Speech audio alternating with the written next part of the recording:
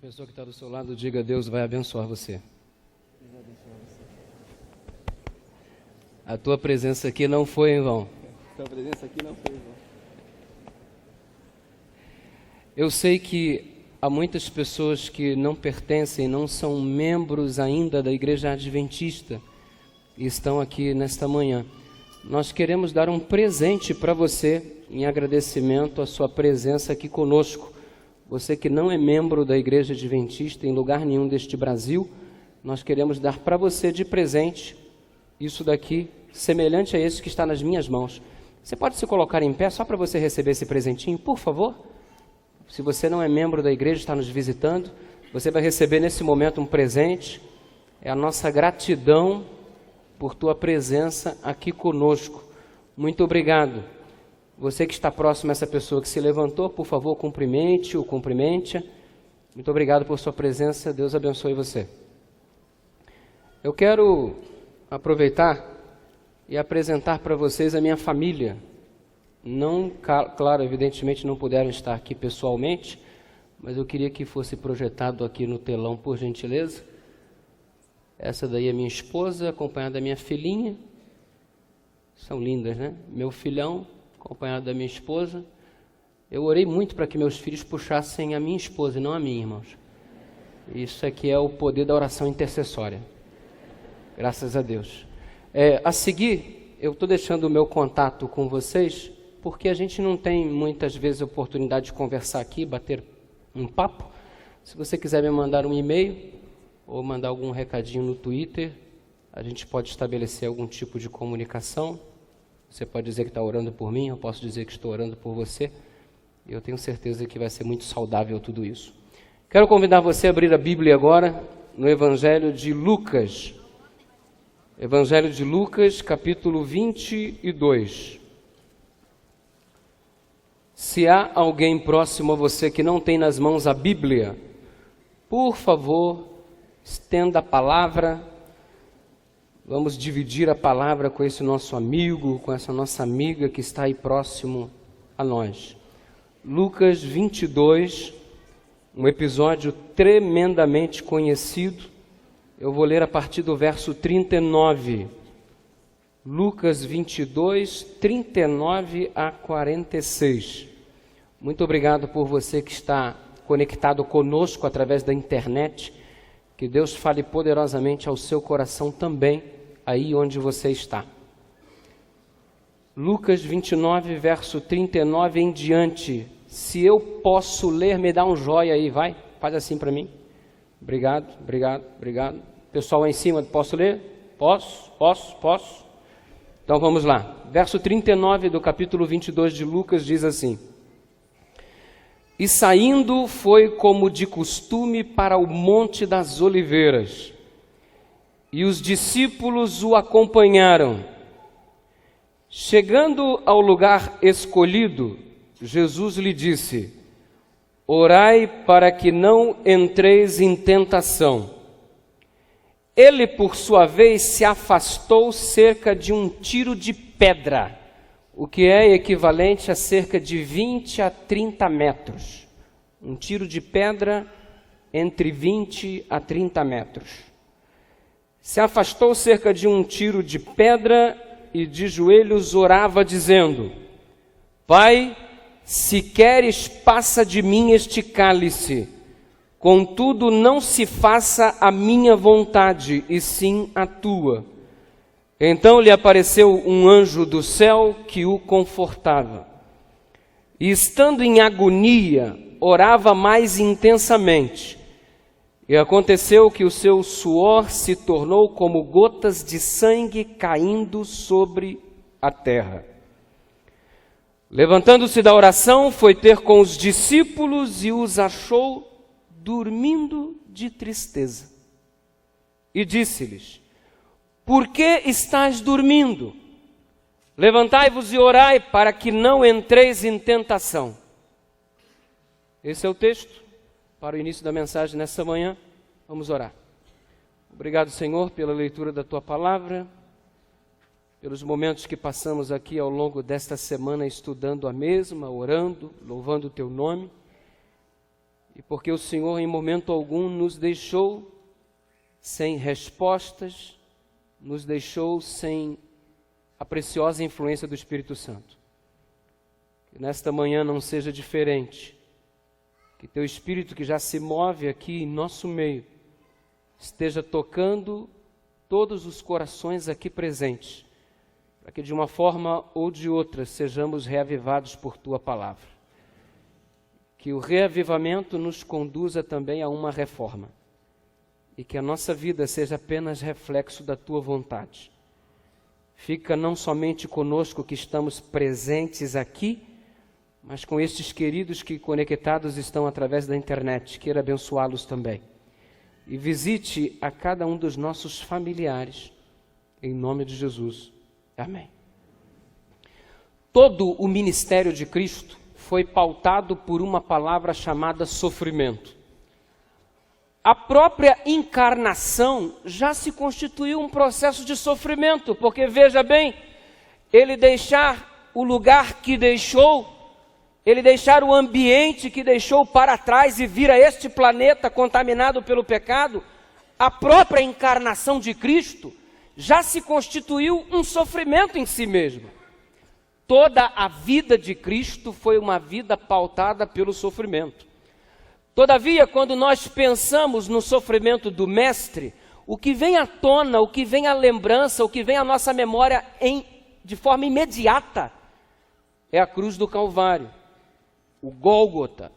Pensar no sofrimento de Cristo é pensar na cruz. Pensar no sofrimento de Cristo é pensar o que Ele fez na cruz do Calvário. Porque a nossa cabeça imediatamente associa sofrimento à cruz. E de fato, na cruz Ele sofreu de um modo inigualável. Todavia, quando nós olhamos a declaração de Ellen White sobre o Getsêmani, quando nós começamos a estudar um pouco de modo mais detalhado, prestando mais atenção, nós vamos perceber que o ápice do sofrimento do nosso Mestre não foi a cruz do Calvário. O ápice do sofrimento de Cristo foi o jardim do Getsêmani. A cruz só se tornou uma realidade porque Ele aceitou beber o cálice estando em agonia no jardim do Getsêmani. Ele entra no jardim do Getsêmani muito tranquilo, na companhia dos seus discípulos, e os pecados de todos nós, de toda a humanidade, começam a ser depositados sobre os seus ombros, e daqui a pouco o seu andar se torna em um andar trôpego, daqui a pouco ele começa a suar gotas de sangue, porque os malefícios do pecado, meu pecado, os teus pecados, começaram a ser depositados sobre o Mestre ali, no jardim do Getsêmani. O ápice do sofrimento de Cristo é demonstrado na palavra aqui no jardim do Getsêmani. Isso é muito peculiar, porque se você for parar para pensar um pouquinho, o Monte das Oliveiras, aonde estava o jardim do Getsêmani, havia muitas e muitas árvores. A oliveira, cujo fruto é a azeitona, e para extrairmos o precioso azeite que gostamos tanto, a azeitona precisa ser ferida, esfolada, esmagada, para proporcionar o azeite. O Senhor Jesus, a partir de agora, começa a ser ferido, moído, esmagado pelos pecados de todos nós. E aqui no Getsêmani, Ele tinha a chance de desistir de tudo, e foi-lhe concedida a oportunidade, vai em frente ou vai desistir. E Ellen White revela no Desejado de Todas as Nações que o céu se abriu, e ele pôde perceber os resultados que o seu sacrifício iria proporcionar, os resultados positivos, a salvação que seria alcançada pela raça humana. E quando ele contemplou os resultados do seu sacrifício na minha vida, na sua vida, na vida dos seus familiares, ele disse: não, eu vou em frente, eu vou beber deste cálice sim. E no ápice do sofrimento, um anjo veio lhe auxiliar, enquanto ele contemplava o céu aberto e os resultados do seu sacrifício. Glórias ao nome de Deus, porque ele não desistiu. Glórias ao Senhor Jesus, porque Ele foi em frente. E estamos aqui nesta manhã, porque Ele disse sim ao desafio que estava diante dele. E Ele aceitou este desafio por um único motivo: por amor a mim e por amor a você. E nessa manhã, espero em Deus que estejamos agradecidos, porque Ele foi em frente e foi até o fim. Quem quer louvar o nome de Deus por isso, diga amém. Diga glória. Getsemane. E sabe, se Getsemane é local de sofrimento, é muito fácil concluir que cada um de nós temos também o nosso Getsemane particular. Talvez eu esteja falando para você nesta manhã, e você está exatamente agora passando pelo teu Getsemane particular. Lugar onde você está sendo esmagado, ferido, esfolado. Lugar onde estão machucando você. E se não são as pessoas, são as circunstâncias, mas de um jeito ou de outro, você está sendo ferido. E eu quero perguntar para você, em nome de Jesus, nessa manhã, qual é o teu Getsemane? Qual é o lugar onde você anda sendo ferido? Qual é o lugar onde estão magoando você? Para alguns o Getsemane se tornou a família, porque o casamento está arruinado, os filhos estão distantes da igreja, rebeldes, revoltados e sem nenhuma justificativa plausível. E de repente o teu lar se tornou o teu Getsemane. De repente o teu Getsemane é o teu ambiente de trabalho. Estão pisando em você, estão ferindo você, estão machucando você. E sabe de uma coisa? Todos nós temos o nosso Getsemane. E eu já tive conversando com alguns de vocês ao longo dessa semana, recebi algumas cartas de vocês, recebi alguns e-mails, e cada um: pastor, essa aqui é a minha dificuldade, pastor, esse aqui é o meu conflito. Em outras palavras, esse é o teu Getsemane. E permita-me lhe dizer algo: se você ainda não passou e não está passando, o teu Getsemane certamente ainda chegará, porque ninguém passa por esta terra sem experimentar o seu Getsemane particular.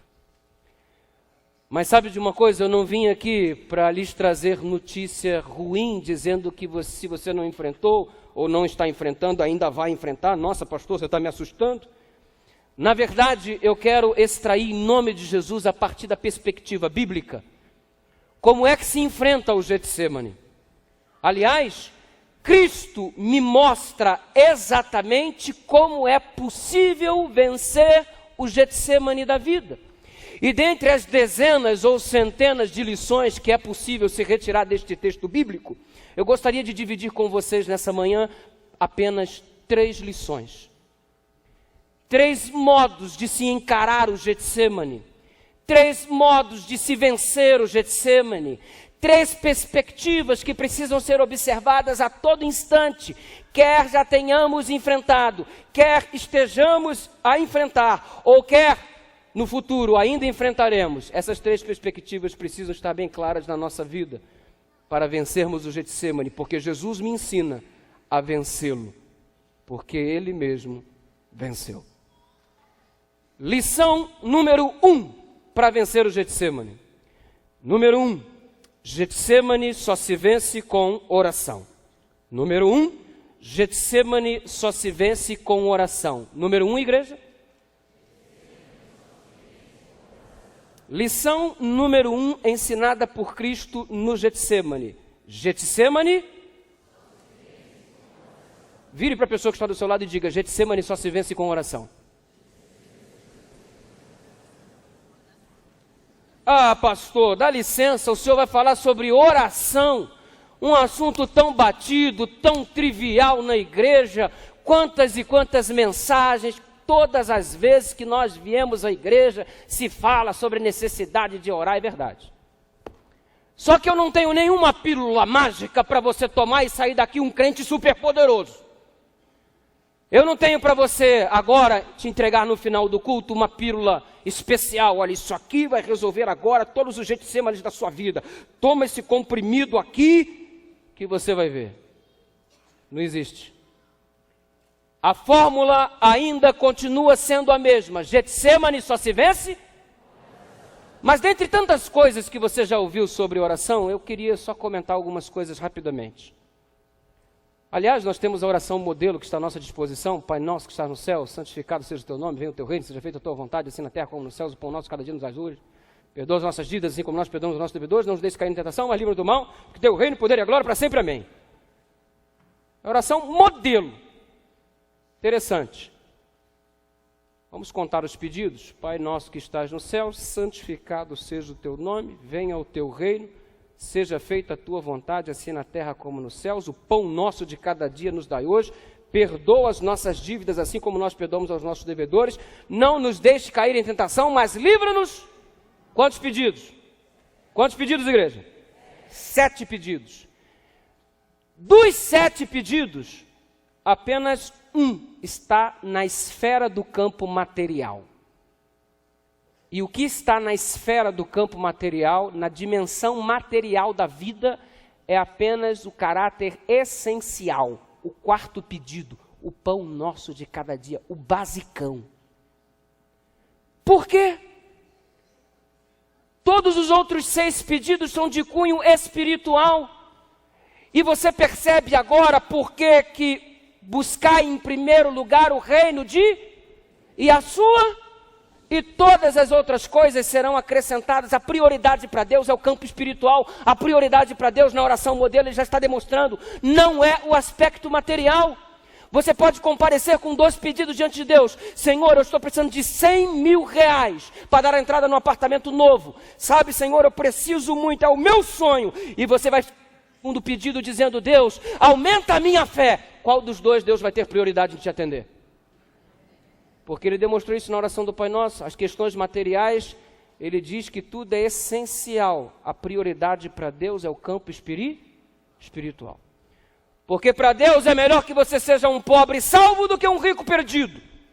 Para Deus é melhor que você seja um enfermo salvo do que um saudável perdido. A prioridade de Deus é sempre espiritual.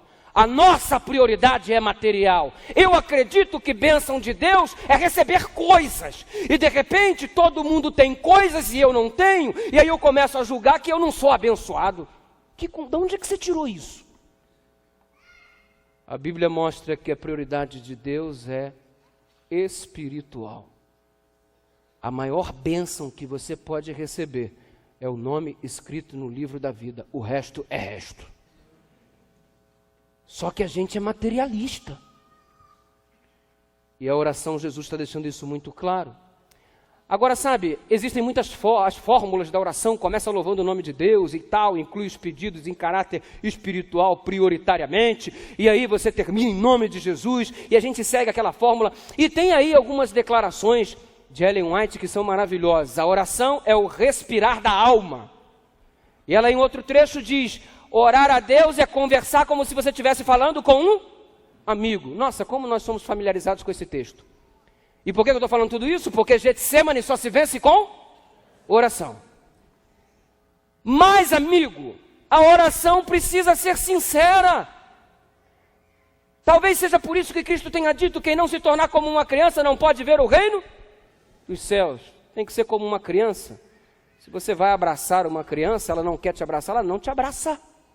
O adulto bate nas tuas costas, mesmo tendo a vontade de te apunhalar aqui, ó. Bom dia, e lá no fundo ele está miserável. Os adultos têm uma capacidade extraordinária de serem falsos. Quando nos perguntam se está tudo bem, o mundo pode estar desabando que você diz que está tudo bem. Tudo bem? Tudo bem. Brigou em casa com a mulher, está se separando, está endividado, problemas na família.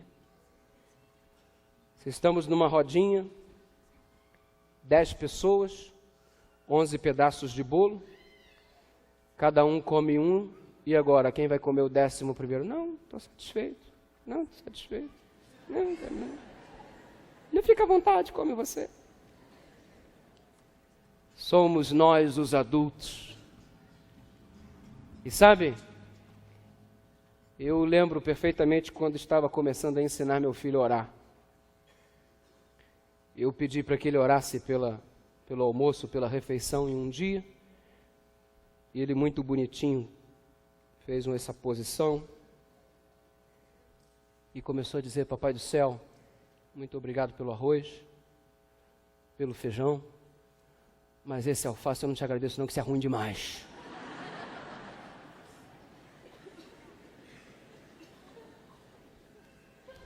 Sinceridade? O que adianta você não ser sincero com Deus como se Ele não pudesse prescrutar o que está no seu coração?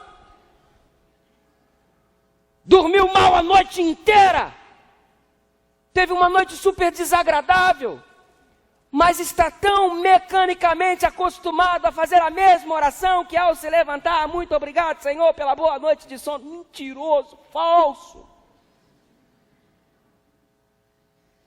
Talvez seja essa uma das razões pelas quais não estamos tendo vitória no nosso Getsêmani, não estamos tendo alívio para a nossa alma. E aí, eu quero terminar essa primeira consideração apenas tomando o ponto de partida da declaração de Ellen White: falar a Deus como a um amigo. Amigo. Deixa eu dividir um raciocínio com vocês em nome de Jesus. Aqui, minha esposa, minha amiga.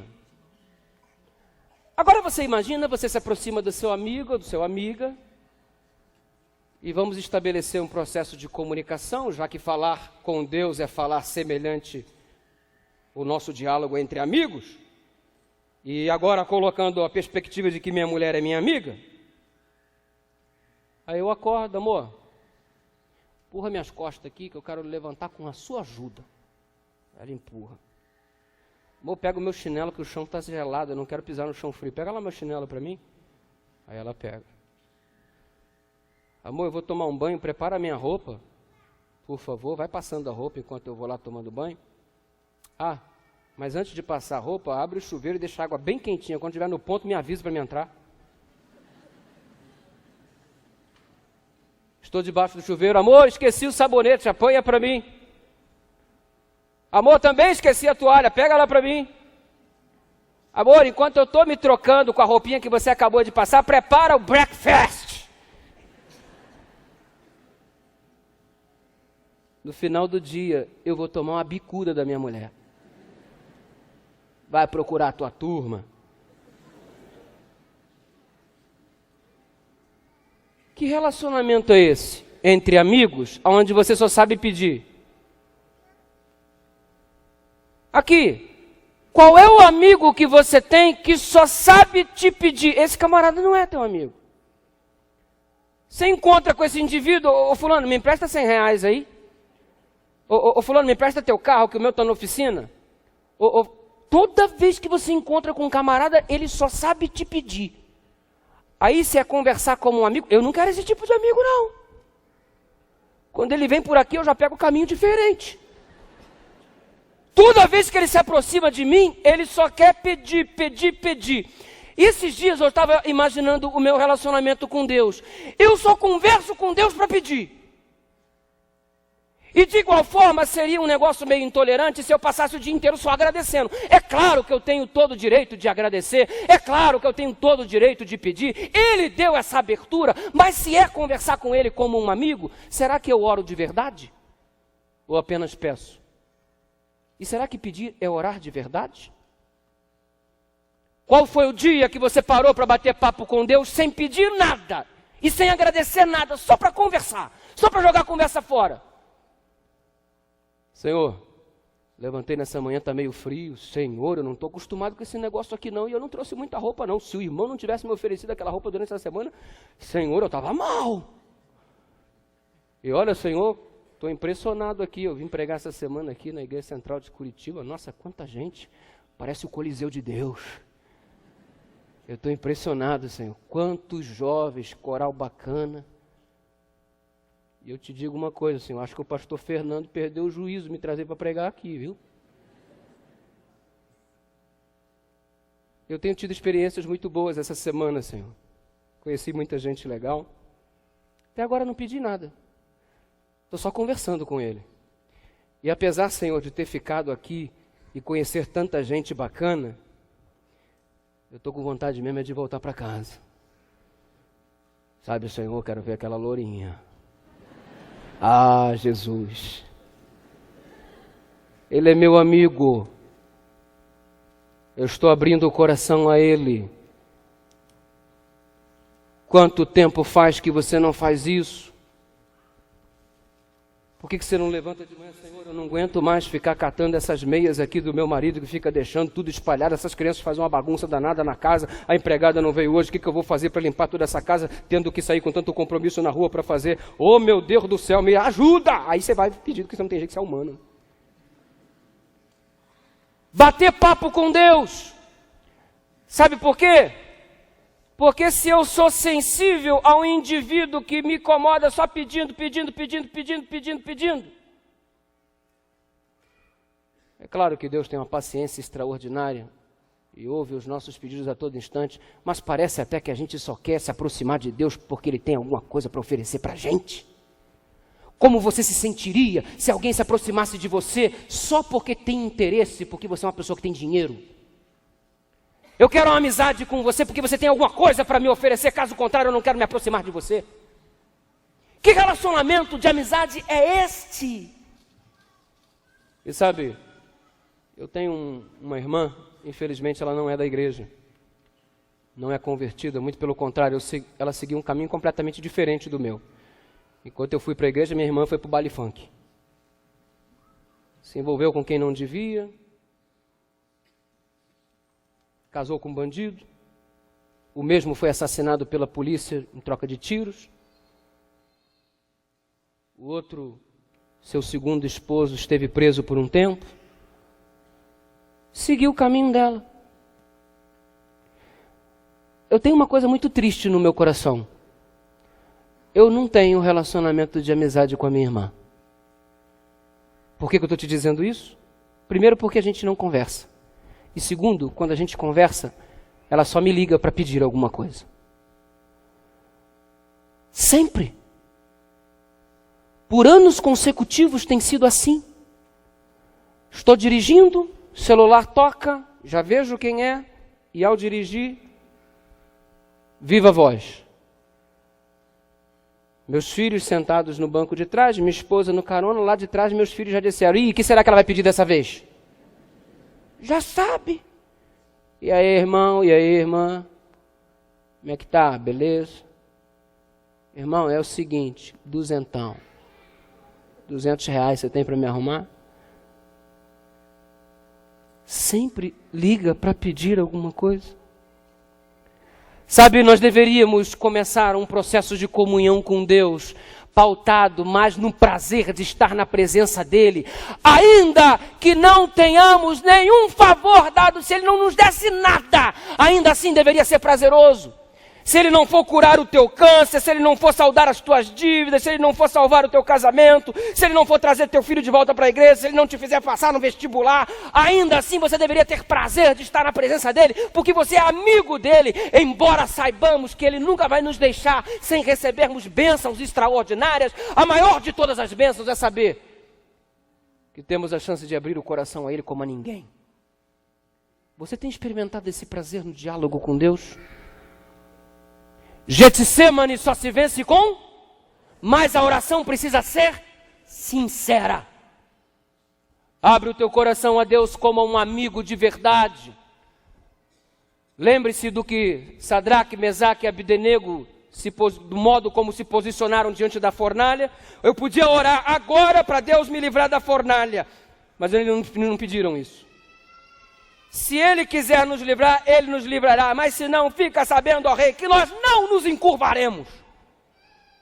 Que coisa extraordinária. Eles estavam servindo a Deus, não era para receber nada de Deus, era pelo prazer de ser amigo de Deus.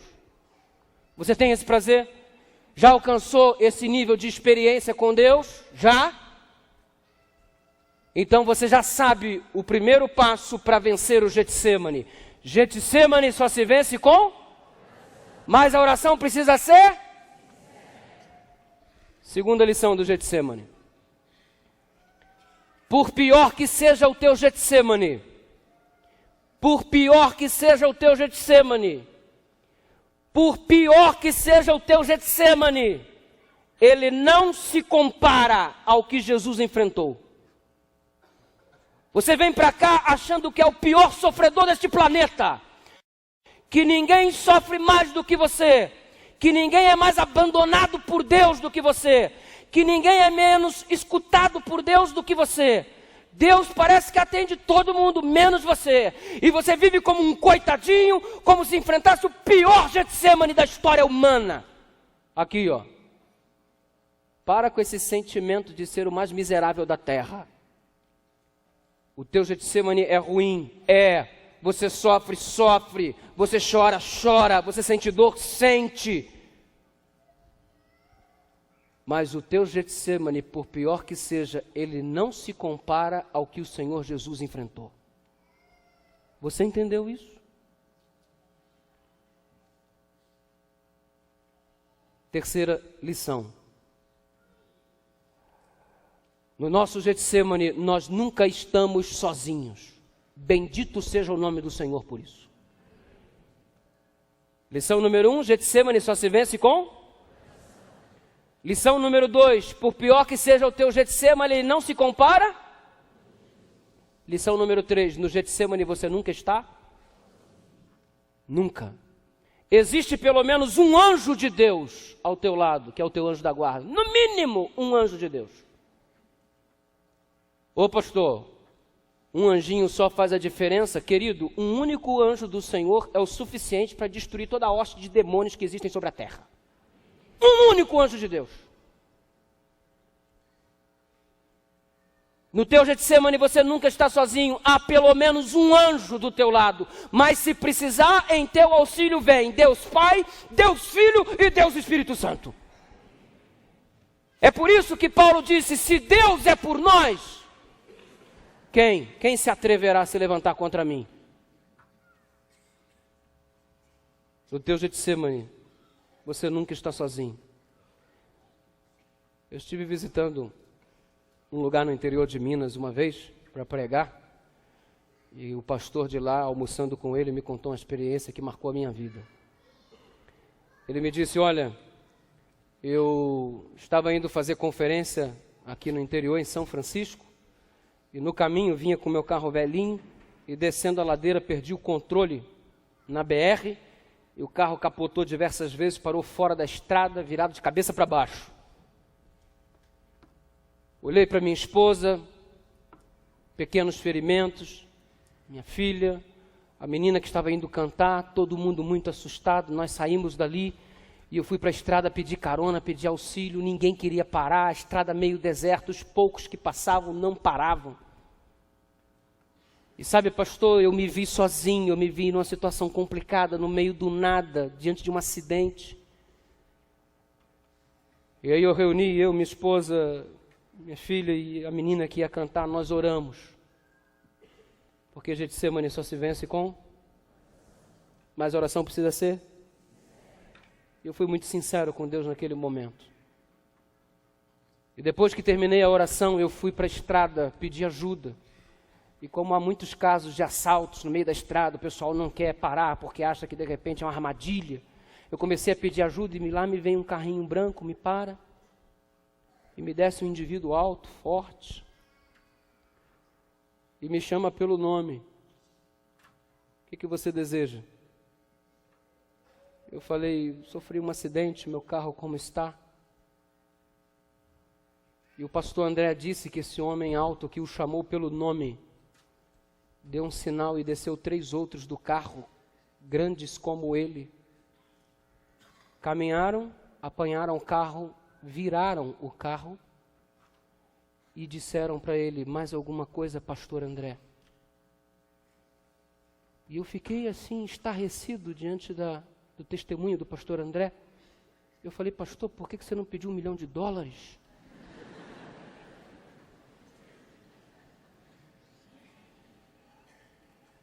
E ele perguntou, antes dos homens se despedirem dele, escuta, vocês estão indo para onde? Os homens disseram, estou indo para uma conferência em São Francisco, e o pastor André ia fazer a conferência. Quando chegou na cidadezinha em São Francisco, o pastor André perguntou se para as pessoas ali na praça da cidade, uma cidade muito pequena, escuta, chegaram homens assim, com essas características e tal, grandes, vestidos de branco? Não. Se chegassem pessoas assim, certamente notaríamos. E o pastor André me disse em lágrimas: os anjos do Senhor me visitaram. No Getsemane você nunca está? Existe pelo menos um anjo. E nesta manhã milhares de anjos estão aqui para garantir a tua vitória no Getsemane. Você não passa por aquela porta nessa manhã sem estar convicto de que Deus está do teu lado. Getsemane. Se você não passou, está passando, ou ainda passará, e você vai vencer com oração, porque Getsemane só se vence com, mas a oração precisa ser, por pior que seja o teu Getsemane, ele não se compara ao de, e no Getsemane você nunca está, existe pelo menos, isso é motivo de alegria, se é, diga amém. Para a pessoa que está do seu lado, diga: tem um anjo de Deus com você.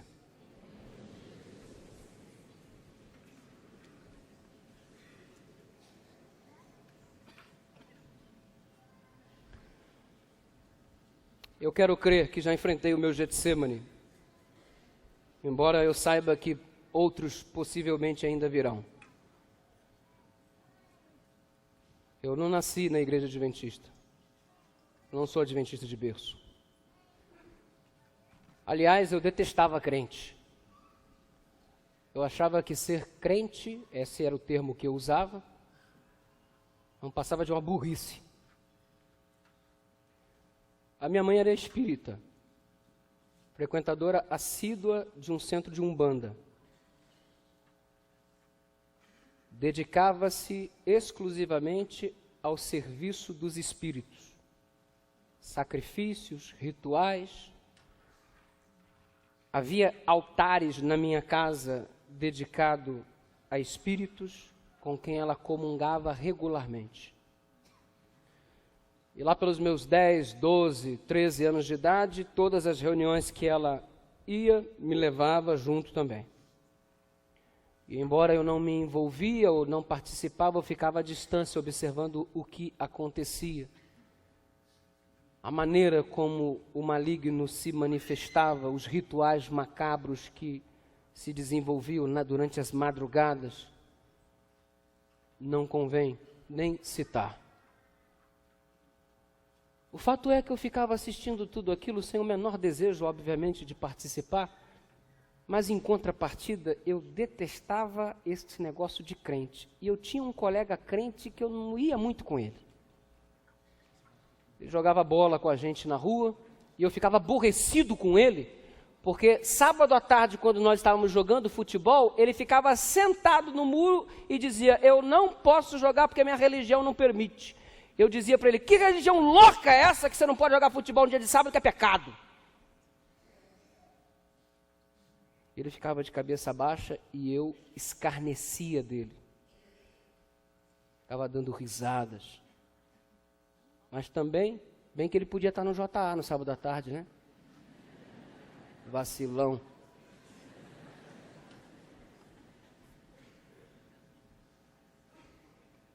E eu tinha uns sentimentos não muito positivos sobre esse jovem chamado Sérgio. Chamávamos de Serginho. E o meu sonho nessa época, nessa vida miserável que eu tinha, era ser militar. A verdade é que eu queria ser piloto de avião. E o meu sonho de infância é que explodisse uma guerra, o Brasil fosse convocado e eu pilotasse um caça para soltar bomba em tudo quanto é lugar. Não sei se era um gene de Bin Laden. Era meu sonho de infância. Terrorista. Queria ser militar. E um dia, caminhando, num domingo de manhã, eu vi o Serginho vestido com um uniforme de desbravadores. E eu não sabia o que era isso. Na época, o uniforme de desbravadores era todo ele caque. Os desbravadores usavam uma boina no Rio de Janeiro e eles usavam coturno. E eu olhei para aquilo ali: é meu sonho? Eu falei: meu projeto de vida, esse cara é militar, eu não sabia, e eu mexendo com ele, ó. E eu me aproximei dele, rapaz, que negócio é esse aí, rapaz? Tu é da escola militar, tu é da onde? Não, isso aqui é o Clube dos Desbravadores.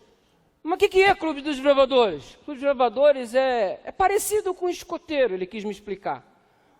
E aí, o que vocês fazem? Não, a gente acampa, a gente marcha, faz ordem unida, educação física, tem um monte de especialidade. Rapaz, isso é bom demais. Onde é que funciona esse negócio? Ele lá na igreja, e tô fora. Pensei que era legal. Crente, igreja. Olha o que o Serginho disse para mim. Não, cara, pode ir, é tranquilo, não tem nada a ver com igreja. Ô crente mentiroso. Pensa num crente mentiroso. Não, vai lá, não tem nada a ver com igreja não. E eu fui.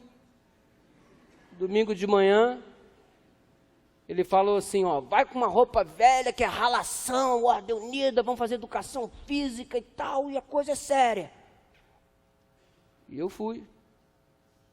Nossa, eu cheguei lá, na ocasião, o chefe Carlos. Atenção, todo mundo em forma, sentido, descansar, sentido, atenção, cobrir, alinhar. Vamos lá, em forma não se mexe, não se fala, todo mundo quieto, barriga para dentro, peito para fora, olhando para a nuca do companheiro. Eu falei, nossa, que delícia. Vamos lá, bate mais forte, eu quero ouvir espalmar na coisa, sentido, pá!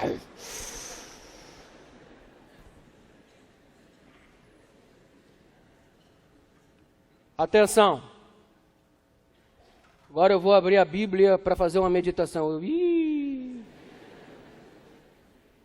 Ele abriu a Bíblia, lembro como se fosse hoje, Gênesis 2. E havendo Deus acabado toda a obra que fizera no dia 7º, santificou e descansou neste dia de toda a obra que havia feito. Por isso abençoou o Senhor o dia 7º e o santificou e descansou. Fechou a Bíblia e lançou uma pergunta. Deus se cansa? Adivinha para quem que ele perguntou? Ei, você que nos visita, você acha que Deus se cansa? Eu sei lá, meu irmão. Deus se cansa, não se cansa. Olhei para o Serginho, ele, calma, isso aí é só um pedacinho rápido.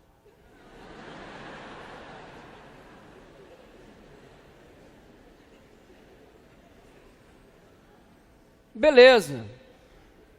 Uma meditaçãozinha no início da reunião e uma oração no final dava para engolir.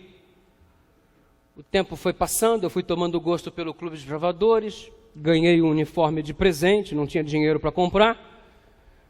E estava lá na minha vidinha de desbravadores todos os domingos. Um dia, o líder do clube disse assim, vocês terão uma reunião especial sábado que vem, 9h da manhã. Eu falei assim, reunião sábado? A gente nunca teve reunião sábado. Não, sábado, 9h da manhã. Tá, e como é que é para vir? Vem com a roupa que você quiser. Eu falei para o Sérgio, Serginho, passo lá na sua casa para a gente ir juntos? Não, eu tenho que vir um pouco mais cedo, eu vou na frente. Tá, e com que roupa que a gente tem que ir? Não, levar roupa normal de ralação. Ô, crente mentiroso. Vai eu para a igreja sábado de manhã de chinelo havaiana, irmão. Hoje é chique ter chinelo havaiana, né? A Europa é um absurdo.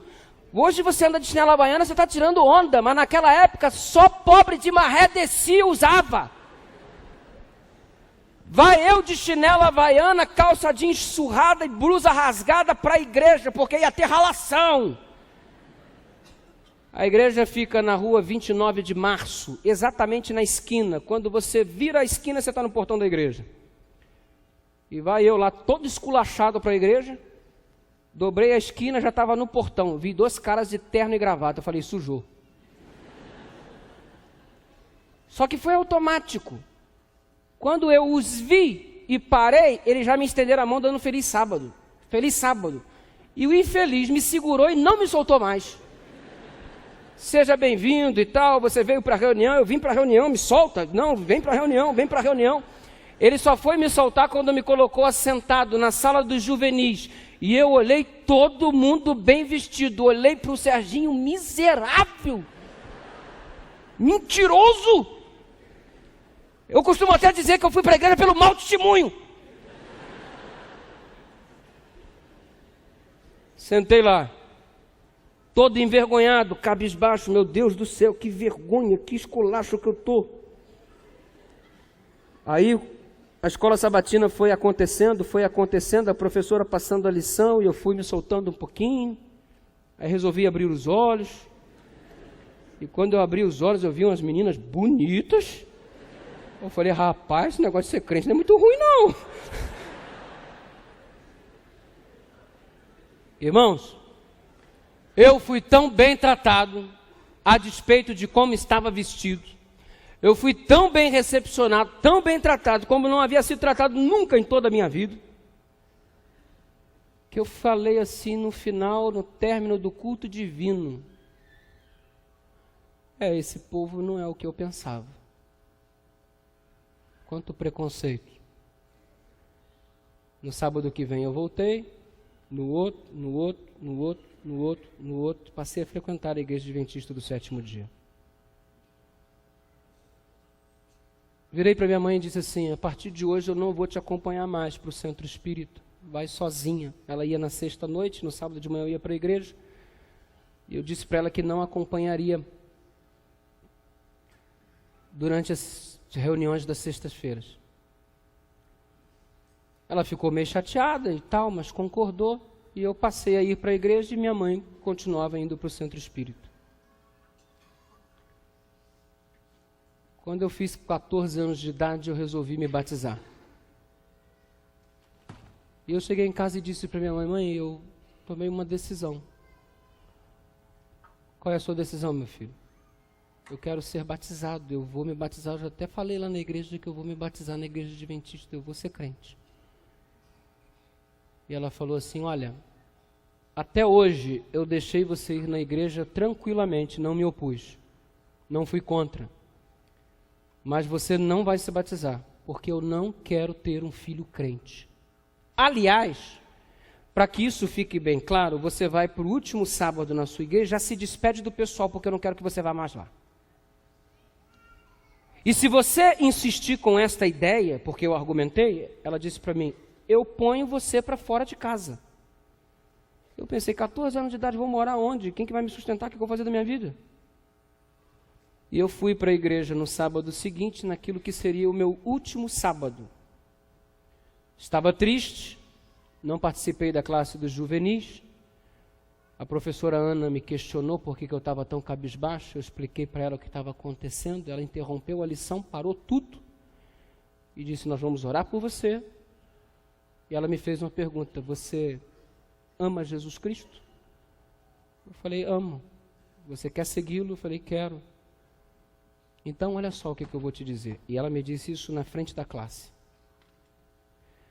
Se você quiser se batizar e sua mãe puser você para fora de casa, você pode vir morar na minha casa e eu vou colocar você para estudar na escola adventista. Eu virei para ela e disse, sério?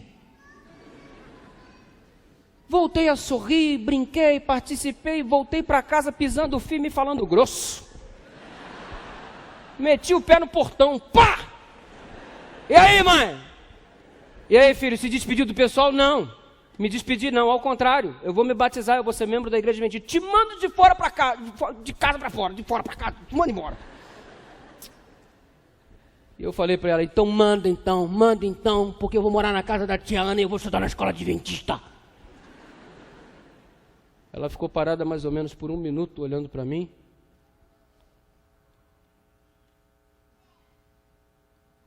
Não, filho, mãe estava brincando.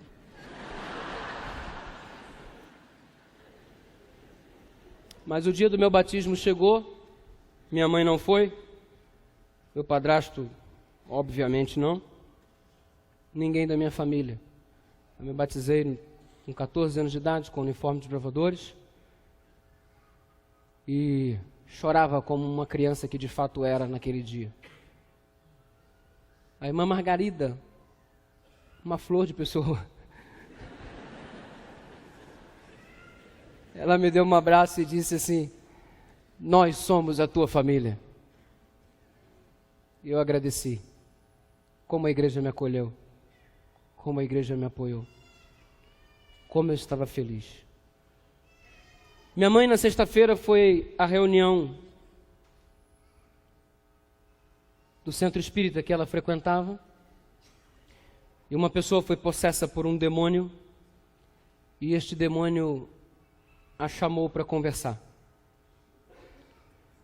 E minha mãe me contou que as palavras foram resumidas da seguinte forma: por que que você deixou o seu filho entrar para aquela igreja? Você falhou como minha serva. E você vai ser castigada, você vai ser punida. E minha mãe começou a chorar. E ele disse para minha mãe: só que a punição que nós vamos fazer contigo, nós vamos atingir você atacando o teu filho. Nós vamos matar o teu filho, para você aprender. Minha mãe chegou em casa apavorada. Meu filho, você vai morrer, pelo amor de Deus, larga essa igreja, abandona a igreja, você precisa fazer isso, você precisa fazer aquilo, tem que fazer um ritual tal e tal, em tal lugar, em tal hora, dessa forma, larga tudo isso, senão você vai morrer, eles vão matar vocês, estão com raiva de mim, porque eu deixei você vai... Desesperado, eu nunca vi minha mãe daquele jeito. Falei: mãe, que bobagem, quero saber disso não. Alguns meses se passaram e eu fiquei doente. Sentia uma forte dor no peito e uma incapacidade de respirar normalmente.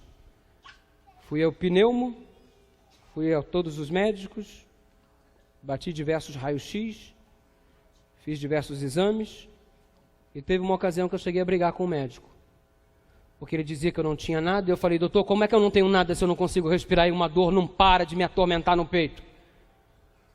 Há dias eu não durmo direito. Ele falou: garoto, você quer saber mais do que eu que sou médico? Você não tem nada. E minha mãe chorava: você vai morrer.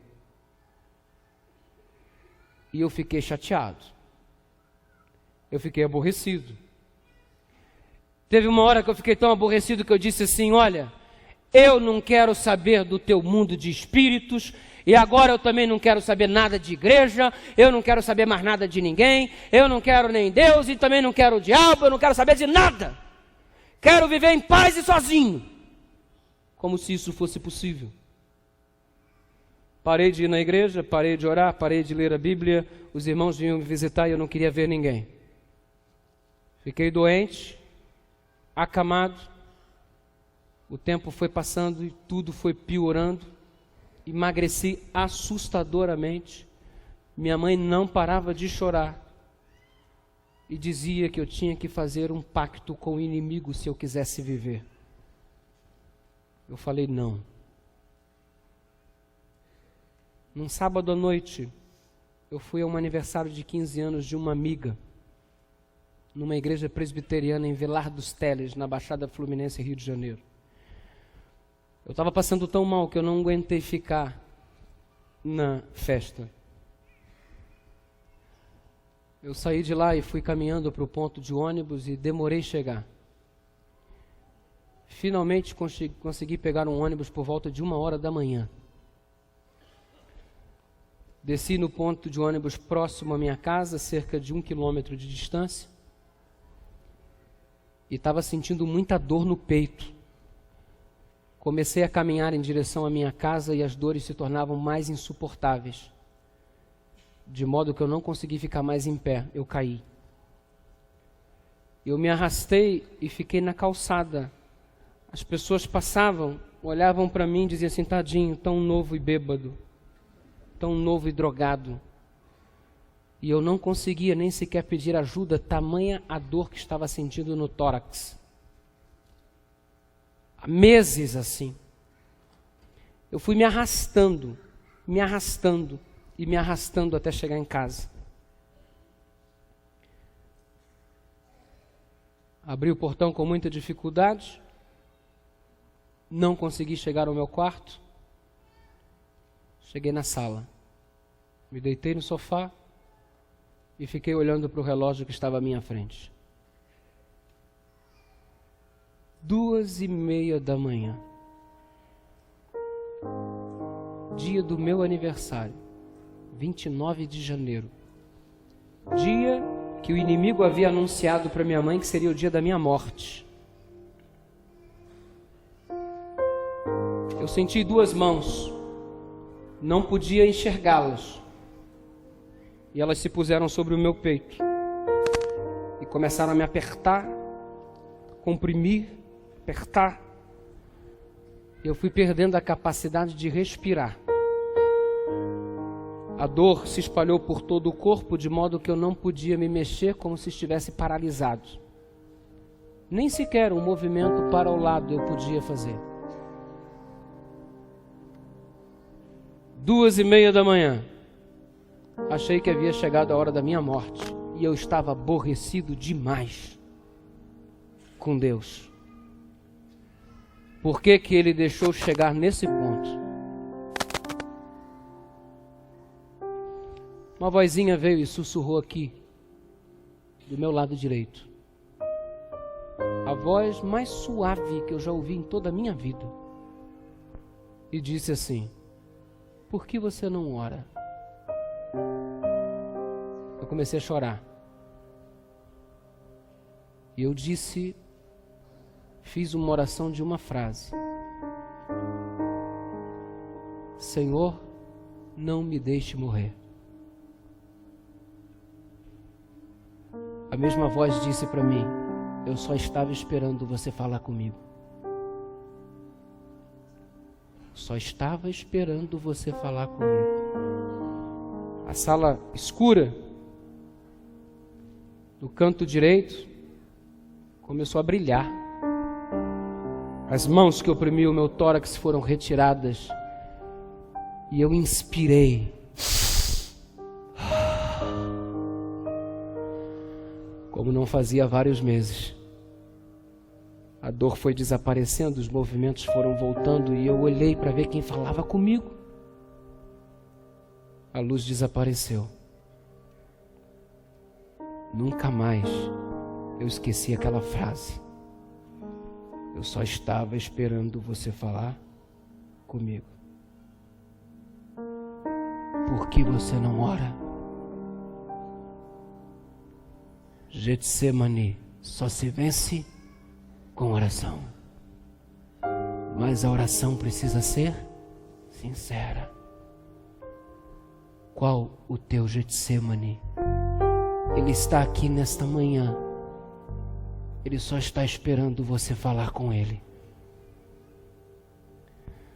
Sabe, eu não posso encerrar essa semana de oração sem te dizer o que eu vou dizer agora.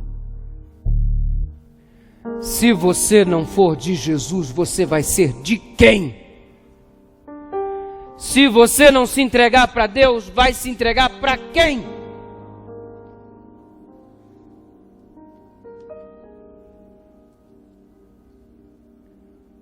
Meu apelo nessa manhã é específico demais, o meu tempo já se esgotou. É a tua vida que está em jogo. E essa semana, ou melhor, hoje, eu vou fazer um apelo para um grupo específico. Você que já passou pelo Getsemane, está passando ou ainda vai passar. Mas você que ainda não se entregou para Deus, você que ainda não desceu as águas batismais, você que está afastado da igreja e precisa regressar e fazer o seu concerto com Deus através do batismo,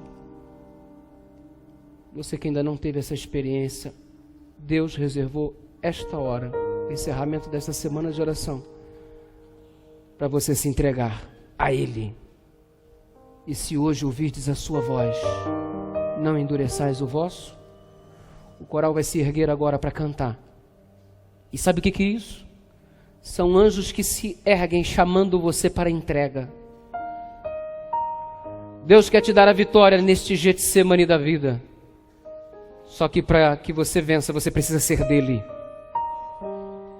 E quando você é dele, quando você se entrega genuinamente através do batismo, e eu sei que há pessoas que estão aqui que ainda não desceram as águas, e há pessoas que estão afastadas e que precisam ser rebatizadas.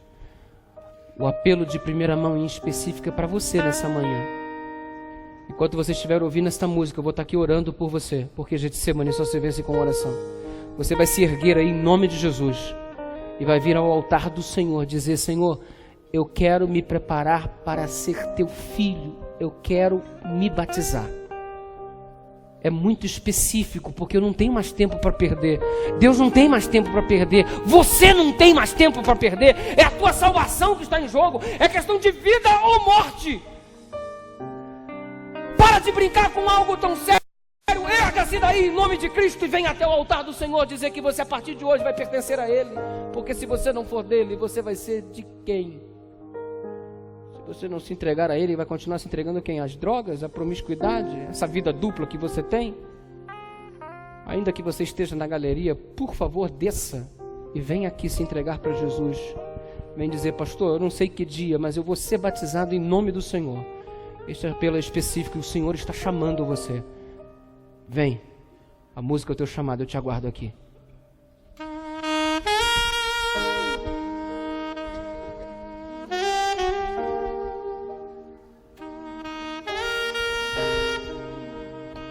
Não tenha medo, pode vir.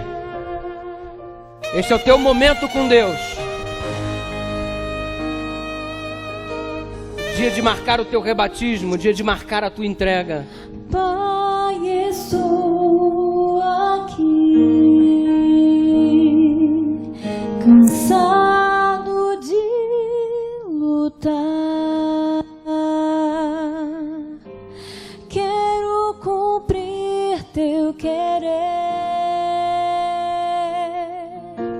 Quero sentir teu calor.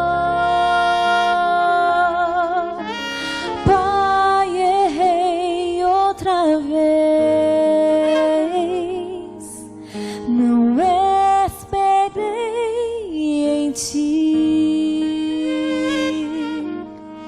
Preciso tanto do teu amor, tua misericórdia alcançar. Vem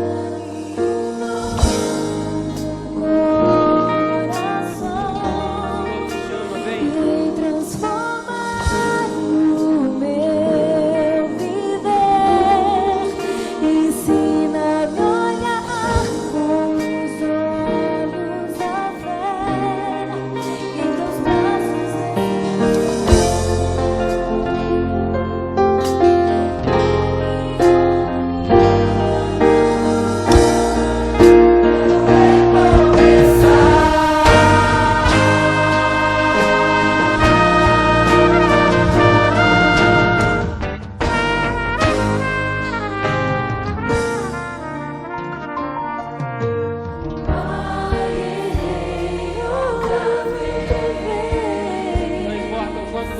o meu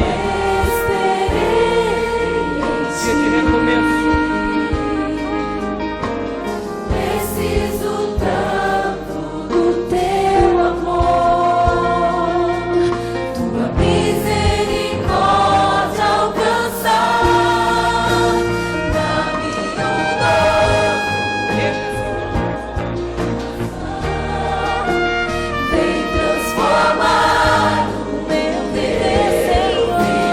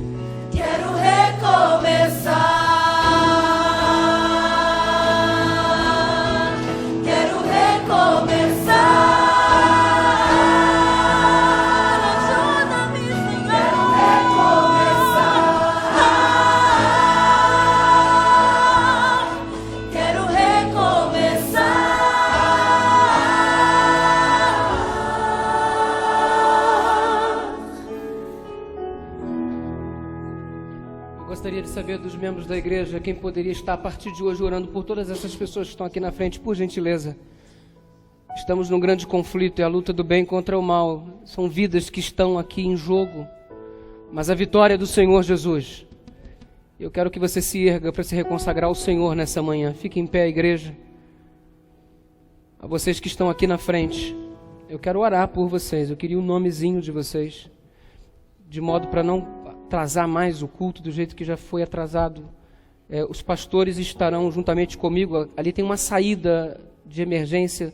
Vocês vão sair por ali depois da oração, porque eu quero anotar o nome de vocês, porque eu quero levar o nomezinho de vocês para orar. A igreja quer o nome de vocês também para orar por vocês, para visitá-los. E Deus vai dar vitória para vocês. Já está dando. Há mais alguém que quer se unir a este grupo aqui na frente? Por favor, venha. Se hoje ouvirdes a sua voz, não endureçais o vosso coração. E você que é membro da igreja, por favor, reconsagre-se ao Senhor nessa manhã. Às vezes a gente tem trocado Deus por coisas tão banais. Já pensou você ficar de fora do céu por causa de dinheiro, ficar fora do céu por causa de um par de pernas, ficar de fora do céu por causa de drogas, ficar de fora do céu por causa de pornografia? Claro que Deus é mais importante e Ele quer fazer com que tenhamos a partir de agora um recomeço. Ele só está esperando a gente falar com Ele. Vamos falar agora através da oração. Muito obrigado, Senhor, por este momento de entrega e reentrega. Obrigado porque o Senhor está aceitando neste momento a nossa vida. Obrigado porque teus anjos estão aqui. O diabo lutou demais para que esse momento não acontecesse, para que essas decisões não fossem tomadas, mas ele está derrotado em teu nome. A vitória é tua. Aqui está o teu povo que quer ir para o céu viver contigo a eternidade. Obrigado por nos ensinar como é que se vence o Getsemane. Precisamos desenvolver uma melhor vida de oração. Precisamos acreditar que não estamos sozinhos. Existe pelo menos um anjo do Senhor ao nosso lado. E nesta manhã milhares e milhares estão aqui. O céu desceu a Curitiba nesta manhã. Obrigado por essas vidas que se ergueram na tua presença e vieram te confessar publicamente como Salvador. São pessoas que precisam ser batizadas e rebatizadas. O diabo fará de tudo para arrancar essa decisão do coração dessas pessoas. Conceda-lhes o Espírito Santo para que a vitória seja somente do Senhor. Que a decisão colhida nessa manhã por ti não possa ser arrancada desses corações pelas setas malignas, mas que teus anjos possam estar coordenando esses passos até que o batismo e a nova terra sejam uma realidade. Abençoe a tua igreja no estudo da escola sabatina. Continua falando ao nosso coração, em nome de Jesus. Vocês que vieram aqui, por favor, vamos até a saída ali para notarmos os nomes de vocês. Os irmãos da igreja ajudem na condução.